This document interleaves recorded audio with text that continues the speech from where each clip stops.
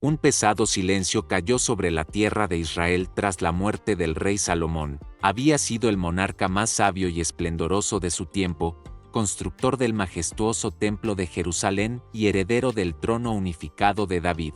Bajo su gobierno, las 12 tribus de Israel vivieron una edad dorada de prosperidad y paz. Pero al atardecer de su reinado, algo oscuro manchó aquel brillo dorado.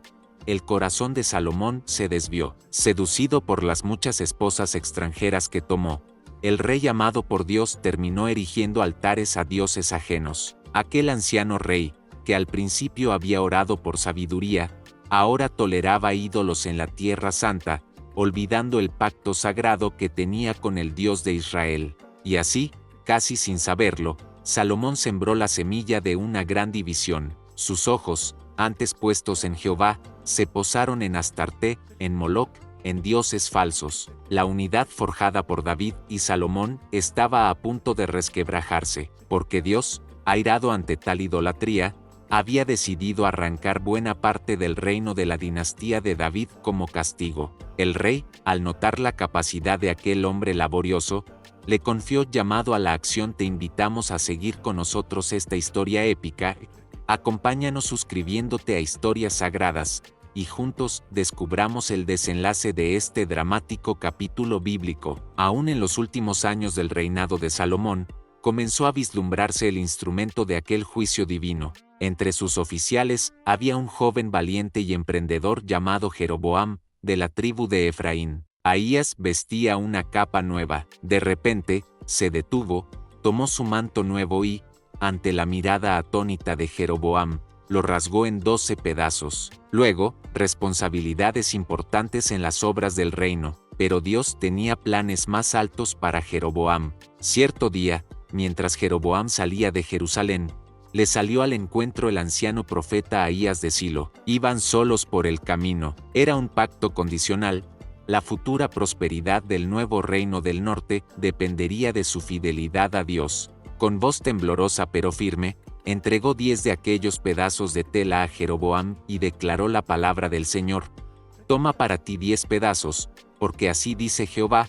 El anciano rey intentó matar a Jeroboam para frustrar aquel anuncio, pero Jeroboam escapó. Dios de Israel, he aquí que voy a arrancar el reino de manos de Salomón, y te daré 10 tribus. Aquella acción simbólica estremeció a Jeroboam. 10 tribus serían suyas, mientras solo una tribu permanecería bajo el dominio del hijo de Salomón, por amor al recuerdo de David y a la ciudad santa de Jerusalén. Dios mismo había decretado dividir la nación debido a los ídolos que Salomón había introducido. No era un mero azar político, sino designio divino. La unidad de Israel sería rota como aquel manto desgarrado. Sin embargo, junto a la profecía de juicio, Ahías entregó a Jeroboam una promesa de Dios. Si él obedecía los caminos del Señor y hacía lo recto, Dios establecería su casa real en Israel, así como había hecho con David. La reacción de Salomón, al enterarse de estas palabras, fue de ira y miedo, y allí permaneció, exiliado y esperando, hasta que llegó la noticia de que Salomón había muerto. Apresuradamente a Egipto, buscando refugio bajo el faraón. Ahora el camino estaba despejado. El momento de la profecía se acercaba, y Jeroboam regresó a su tierra natal con el palpitar de un destino grandioso en su pecho. En Jerusalén, el heredero de Salomón subió al trono. Roboam, su hijo, heredaba el orgullo de la casa de David, pero no necesariamente la sabiduría de su padre. Aún así, al inicio de su reinado, Roboam tenía la oportunidad de unir al pueblo bajo su mando. Siguiendo la costumbre, viajó a Siquem, en territorio de Efraín, donde todas las tribus de Israel se habían congregado para proclamar al nuevo rey. El ambiente en Siquem era tenso, tras años de trabajos forzados y tributos elevados durante el esplendor de Salomón.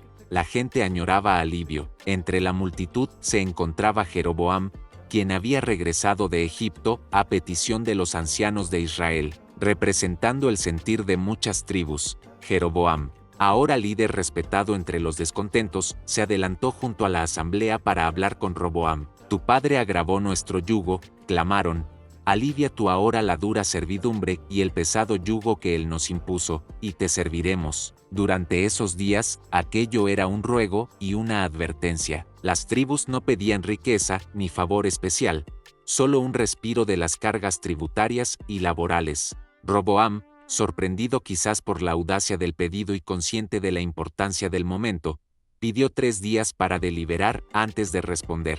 Cruciales, el joven rey consultó primero con los ancianos sabios que habían servido a Salomón, pero Roboam no quedó satisfecho y buscó una segunda opinión. Según ellos, era el momento de demostrar autoridad e infundir temor en las tribus rebeldes. Ellos le aconsejaron prudencia y empatía. Si hoy te conviertes en siervo del pueblo y les hablas con bondad, ellos te servirán para siempre, le dijeron en esencia. Un trato amable ahora garantizaría lealtad a largo plazo. Consultó entonces a sus jóvenes amigos, compañeros de su generación, inexpertos pero ansiosos de afirmarse. Estos jóvenes, quizá deseosos de mostrar fuerza, le aconsejaron lo contrario. Debía responder con mano dura para no parecer débil. 3 días después, el pueblo volvió a reunirse, esperando la decisión real. En esos instantes decisivos, el corazón de Roboam latía entre 2 caminos, la compasión o el orgullo. Desafortunadamente, cuando abrió la boca, fue el orgullo quien habló. Como azotes con escorpiones, la asamblea enmudeció un instante de incredulidad. Habían venido buscando alivio y encontraron desprecio. Los jefes de las tribus clamaron: Israel, cada uno a sus tiendas, que pronto dio paso a la ira. Roboam se dirigió a la asamblea reunida en Siquem con el ceño fruncido y la voz endurecida. En un instante tumultuoso, la unidad forjada por David se desgarró. En lugar de las palabras de conciliación que muchos esperaban oír, pronunció una respuesta que caería como un relámpago sobre la nación: Mi padre hizo pesado vuestro yugo, mas yo añadiré a vuestro yugo. Mi padre os castigó con azotes, mas yo os castigaré con escorpiones. El aire pareció estremecerse. Aquellas palabras, tan ásperas y arrogantes, cayeron como sal en una herida abierta. Roboam comparó los impuestos de su padre con tan solo la tribu de Judá, a la que pronto se unió la pequeña tribu de Benjamín. Permaneció fiel a Roboam y a la casa de David en Jerusalén. Roboam, atónito ante la ferocidad de la reacción, envió apresuradamente a Adoram, encargado de los tributos. Una herida profunda quedó abierta en la historia bíblica. Hermanos de sangre ahora se miraban casi como extraños, separados en 2 naciones rivales. Simples látigos, insinuando que él impondría castigos aún más crueles. Las tribus del norte sintieron quebrarse el último hilo que las unía a la casa de David. En medio de la confusión, el rey subió deprisa a su carroza y huyó de Siquem, retornando a toda prisa a Jerusalén. Entonces, de entre la multitud, se alzó un grito ancestral que resonó por las colinas: No tenemos parte con David, ni heredad con el hijo de Isaí. Era un grito de rebelión abiertas, repudiaban la autoridad de Roboam sobre ellos. Los emisarios del rey apenas pudieron contener a la multitud.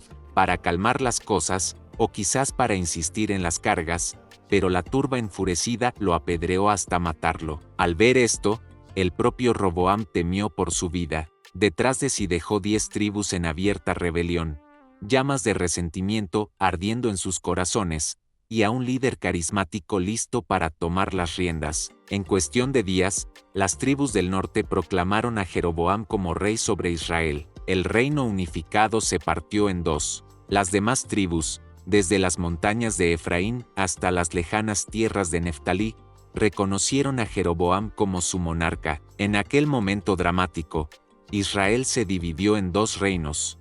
Roboam regresó a Jerusalén humillado y furioso, decidido a no perder así el legado de su abuelo David. Reuniendo a los hombres de Judá y Benjamín, formó un gran ejército, 180,000 guerreros valientes, según las crónicas, con la intención de marchar al norte y forzar a las tribus rebeldes a volver a su yugo. El fragor de la guerra civil parecía inminente.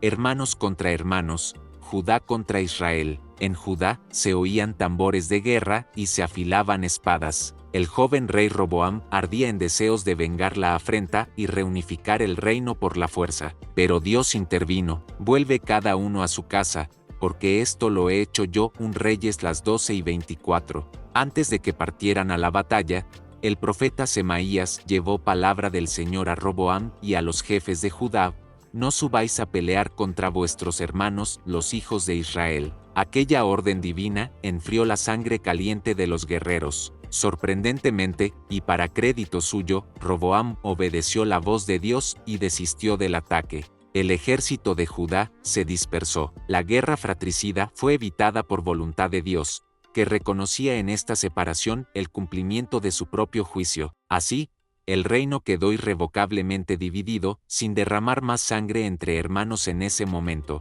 Jeroboam, instalado ya en la ciudad norteña de Siquem, consolidó su autoridad sobre las 10 tribus de Israel. Al sur, Roboam fortaleció Jerusalén y las ciudades fortificadas de Judá, para asegurarse de nuevas rebeliones o invasiones. 2 Crónicas 11, 5-12. Los dos reyes, parientes lejanos, unidos por la historia pero separados por la política y el destino, comenzaron sus reinados paralelos. Uno gobernaba sobre la numerosa casa de Israel al norte, y el otro sobre la casa de Judá al sur. Entre ambos, una brecha de desconfianza y resentimiento comenzaba a ahondarse. Llamado a la acción. Si este relato bíblico te está resultando revelador, te animamos a que lo compartas y le des me gusta. Tu apoyo nos ayuda a seguir narrando las grandes historias sagradas con pasión y profundidad. Pronto quedó claro que la separación no era solo política, sino también espiritual. Jeroboam, nuevo rey de Israel, enfrentó un dilema en su reino del norte.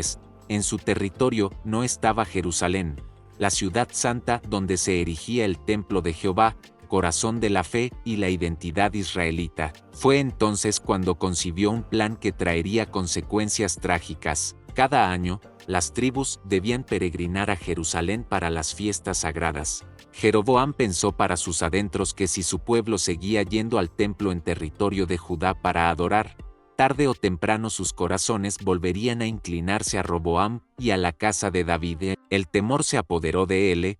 Aquella unidad espiritual con Judá podía costarle el trono. Aquí están tus dioses, oh Israel, los que te hicieron subir de la tierra de Egipto. Mandó fabricar 2 becerros de oro, evocando sin saberlo el antiguo pecado del desierto. El rey colocó uno de aquellos ídolos dorados en Betel, al sur de su reino, y el otro en Dan, en el extremo norte. Reuniendo al pueblo, pronunció unas palabras calculadas pero terribles: basta ya de subir a Jerusalén. Ante los becerros relucientes, muchos en Israel se postraron, quizás recordando confusamente la historia de Moisés y Aarón. Jeroboam así desvió la devoción de su pueblo, ofreciéndoles una religión conveniente dentro de sus fronteras, pero profundamente infiel al Dios verdadero. Para consolidar este nuevo culto, construyó santuarios en las alturas, estableció sus propios festivales religiosos, imitando las fiestas de Jerusalén, y nombró sacerdotes que no eran levitas para oficiar ante los ídolos. Expulsó del sacerdocio a los levitas fieles a Jehová, quienes en respuesta abandonaron sus tierras en Israel y emigraron al reino de Judá para poder servir a Dios en el templo. Muchos otros hombres y mujeres que amaban a Jehová siguieron ese mismo camino al sur, dejando atrás sus aldeas en Efraín, Manasés o Isaacar, antes que rendir culto a un becerro de oro. Así se consumó la gran apostasía del reino del norte. Israel se apartó del camino de Dios desde sus albores, liderado por un rey que no confió en Jehová, sino en la astucia política. Aquello fue pecado para el pueblo, dice la Escritura, pues comenzaron a adorar en Dan y en Betel en lugar de Jerusalén. Mientras tanto, en Jerusalén, Roboam aún gobernaba sobre Judá. Él también enfrentó desafíos, pues su propio pueblo incursionó en prácticas infieles. Levantaron lugares altos, estatuas e imágenes de dioses cananeos. 1 Reyes las 2:22 de la tarde menos 24. Aunque Roboam provenía de la línea de David, hizo lo malo porque no dispuso su corazón para buscar al Señor. 2 Crónicas las 12:14. De modo que, espiritualmente, tanto el norte como el sur tropezaron al inicio. Sin embargo, había una diferencia crucial. Jerusalén seguía teniendo el templo de Yahvé y los sacerdotes fieles, lo cual sería un ancla de fe en Judá en años venideros. Israel, en cambio, quedó a la deriva con aquellos becerros de oro, provocando a Dios desde el comienzo. Los cimientos espirituales de ambas naciones habían sido echados de forma muy distinta, y el cielo observaba con tristeza el incierto futuro de su pueblo dividido. Los años pasaron y la brecha entre los dos reinos se ensanchó, marcada por caminos políticos y espirituales divergentes. En Israel, el reino del norte, la corona pasó de mano en mano con inestabilidad sangrienta. Jeroboam reinó 22 años antes de morir, y su hijo Nadab le sucedió, pero fue asesinado apenas 2 años después. La casa de Jeroboam fue exterminada completamente, cumpliendo la profecía de Ahías debido al pecado del rey. Nuevas dinastías surgieron y cayeron en rápida sucesión.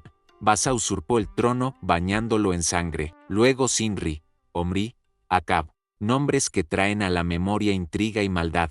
En ninguna de esas familias reales hubo fidelidad a Dios. Todos siguieron el ejemplo de Jeroboam, apartándose de Jehová. El reino del norte se fue hundiendo más en la idolatría. El rey Acab incluso introdujo el culto al dios Baal en Samaria, influenciado por su esposa fenicia, la perversa reina Jezabel. Se erigieron templos a Baal, se talaron bosques para Acera. La idolatría cubría la tierra como una sombra oscura. Pero Dios no se olvidó de Israel. En su misericordia, levantó profetas poderosos para llamar al reino del norte al arrepentimiento. En aquellos días tenebrosos apareció Elías el Tisbita, ferviente y solitario, proclamando la palabra de Jehová ante el mismo Acab. Un Reyes las 6:39 de la tarde. Cuando Elías desafió a los falsos profetas en el monte Carmelo, fuego cayó del cielo y el pueblo de Israel por un momento volvió a clamar: Jehová es Dios. Pero ni siquiera milagros así lograron convertir permanentemente el corazón de la nación. Tras Elías vino su discípulo Eliseo, obrando prodigios en medio de Israel, y luego Amos, Oseas y otros, todos con el mismo clamor: regresad a vuestro Dios. Después de Roboam vino su hijo Abías, luego el rey Asa. Mientras tanto, en Judá, el reino del sur, la dinastía de David continuó sin interrupciones. A diferencia del norte, Judá conoció de vez en cuando reyes piadosos que intentaron reformas espirituales. El rey Asa quitó ídolos y restauró el altar de Jehová. Más tarde su hijo Jehoshafat también procuró honrar a Dios. No todos los reyes de Judá fueron justos. Hubo también malvados como el rey Manasés más adelante, pero cada cierto tiempo un buen rey se levantaba y volvía al pueblo hacia el Dios verdadero. Estas temporadas de avivamiento espiritual no ocurrieron nunca en el reino del norte, donde ningún monarca abandonó jamás los pecados de Jeroboam. Otra diferencia notable fue la unidad tribal. Judá y Benjamín, junto con muchos levitas y fieles que habían emigrado del norte, formaban un pueblo más cohesionado alrededor de Jerusalén. Israel, por su parte, era una coalición de 10 tribus, a veces difícil de mantener unida, con rivalidades internas. A pesar de esto, ambos reinos compartían algo: la sangre y la historia. En el fondo, la herida de la división nunca sanó. Generación tras generación, se fue asentando en la conciencia colectiva que Israel y Judá eran pueblos distintos. De vez en cuando, surgían conflictos armados entre ellos. La Escritura menciona guerra constante entre Israel y Judá durante ciertos reinados, batallas en fronteras, escaramuzas entre reyes celosos. Aunque tuvieron reyes buenos, también cayeron en periodos de idolatría y olvido de la ley de Dios. En otras ocasiones, curiosamente, hicieron alianzas frente a enemigos comunes. Por ejemplo, una vez el rey Acab de Israel y el rey Josafat de Judá pelearon juntos contra Siria, pero tales colaboraciones eran efímeras. Los profetas de Judá, como Isaías, Miqueas, Jeremías, observaban con dolor la suerte de sus hermanos del norte y advertían a Judá que no siguiera el mismo camino de infidelidad. Sin embargo, con el paso de los años también Judá empezó a tambalear en su fidelidad. También el profeta Amós rugió que vendría destrucción desde el norte. Y llegó el día. Sus pecados, violencia, injusticia y adoración de ídolos habían colmado la medida. Aquella división que cambió la historia bíblica para siempre continuó moldeando el destino de ambos pueblos, como una herida abierta que solo el plan de Dios podría cerrar en el futuro. Con el correr de los siglos, sobrevino el juicio de Dios, exactamente como había sido profetizado para cada reino por medio de sus siervos los profetas. Los vencedores asirios tenían por costumbre deportar a los pueblos conquistados para quebrar su identidad. El poderoso reino de Israel, el del norte, finalmente enfrentó el día de la calamidad. Dios envió advertencias solemnes.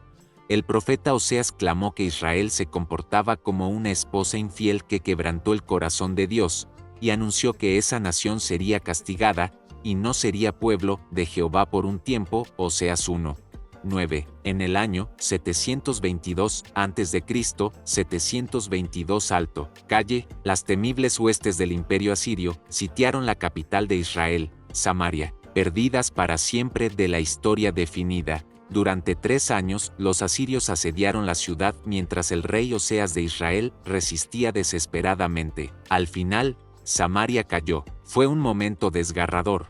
Los soldados enemigos entraron por las brechas de las murallas. El fuego consumió casas y palacios. Mujeres y niños lloraron mientras eran tomados prisioneros. El reino del norte, tras aproximadamente 2 siglos de existencia, fue arrasado. Algunos refugiados del norte huyeron al sur buscando asilo y fortaleciéndolo momentáneamente. Así, miles de familias israelitas fueron encadenadas y llevadas lejos, dispersadas entre las provincias del vasto imperio de Asiria. Hombres, mujeres, ancianos y niños de las tribus de Rubén, Gad, Efraín, Manasés, Neftalí y las demás fueron conducidos a tierras extrañas. En su lugar, los asirios trajeron gentiles de otras naciones conquistadas y los asentaron en las ciudades de Samaria. Con el tiempo, estos pueblos se mezclaron con los pocos israelitas que quedaron, dando origen a los samaritanos, una comunidad mestiza que adoptaría una forma propia de culto a Yahvé mezclado con creencias paganas.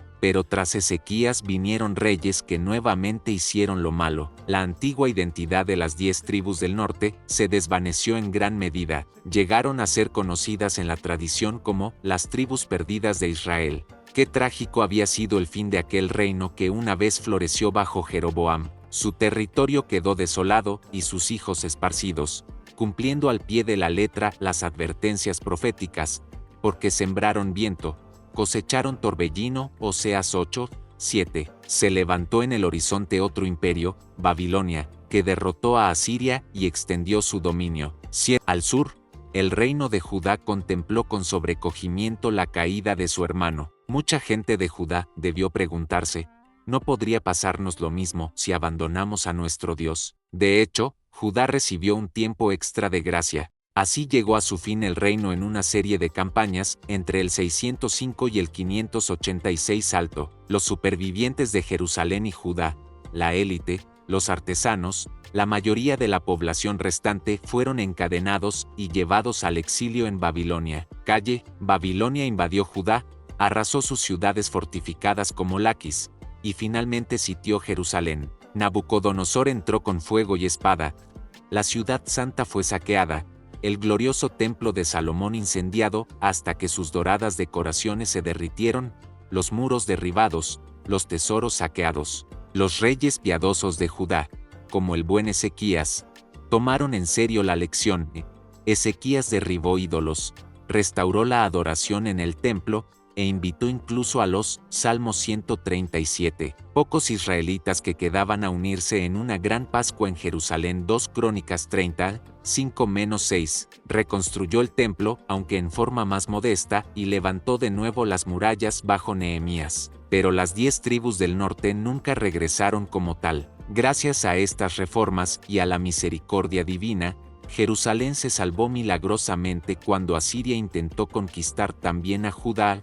El ángel del Señor destruyó en una noche a las tropas de Sennacherib ante las murallas de la ciudad, y el imperio enemigo se retiró avergonzado. 2 Reyes las 7:35 de la noche -36. Parecía que Judá, aunque pequeño, podría sobrevivir mientras fuera fiel. El rey Manasés llenó a Jerusalén de ídolos abominables, y aunque al final se arrepintió, el daño espiritual estaba hecho. 2 Reyes las 9:10 de la noche -15. Profetas como Jeremías surgieron para advertir incansablemente que Judá corría hacia el mismo destino de Samaria si no cambiaba. Así como el norte fue llevado cautivo, así también Judá será entregada en manos de un invasor, proclamó Jeremías con lágrimas, mientras el pueblo confiaba neciamente en que la presencia del templo los protegería.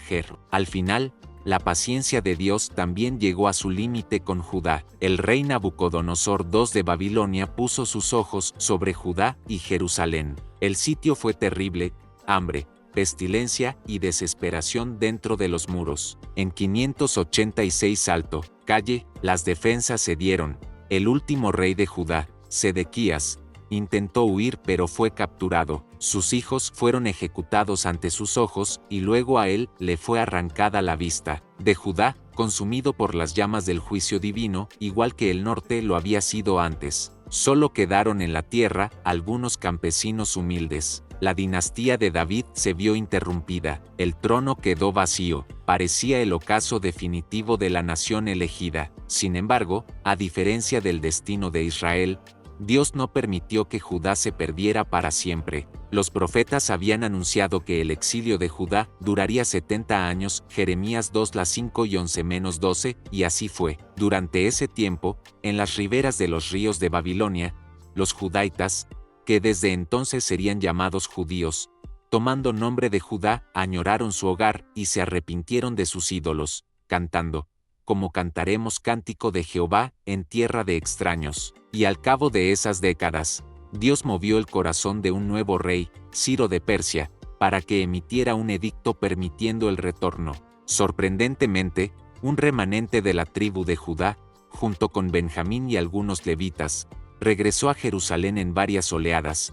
Judá renació de sus cenizas como la provincia persa de Yehud, y la fe de Israel se purificó, libre ya de idolatría. La división que comenzó tras Salomón había llevado a dos finales muy distintos: Israel, tragado por las naciones, y Judá, corregido pero preservado para un propósito mayor.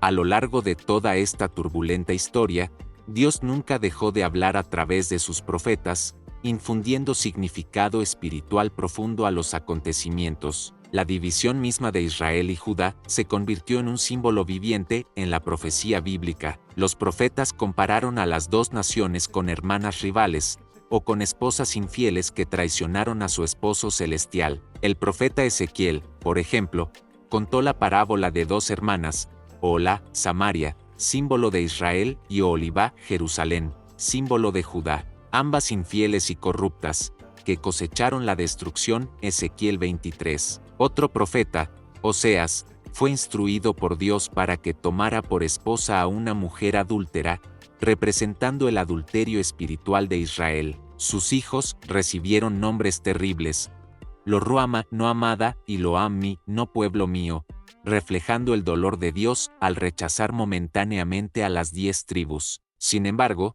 en medio del juicio, siempre brilló la esperanza de la restauración.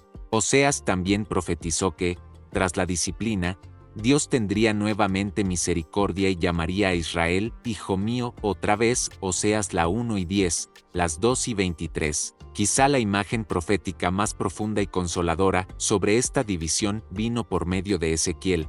Durante el exilio en Babilonia, Dios le dio al profeta una acción simbólica cargada de significado: Hijo de hombre, toma ahora un palo y escribe en él: para Judá y para los hijos de Israel, sus compañeros. Toma luego otro palo y escribe: para José, palo de Efraín, y para toda la casa de Israel, sus compañeros. 2 palos de madera, cada uno representando a los dos reinos, el del sur Judá y el del norte Efraín, o sea Israel. Júntalos el uno con el otro, para que sean uno solo en tu mano, le ordenó Dios. Ezequiel obedeció, y los dos leños se unieron en su mano frente a la vista de todos. Entonces el Señor explicó el significado: He aquí, yo tomo el palo de José que está en la mano de Efraín, y a las tribus de Israel, sus compañeros, y los pondré con él, y haré de ellos un solo palo, y serán uno solo en mi mano. Ezequiel 37:19. Ya no serán dos naciones ni estarán divididos en dos reinos,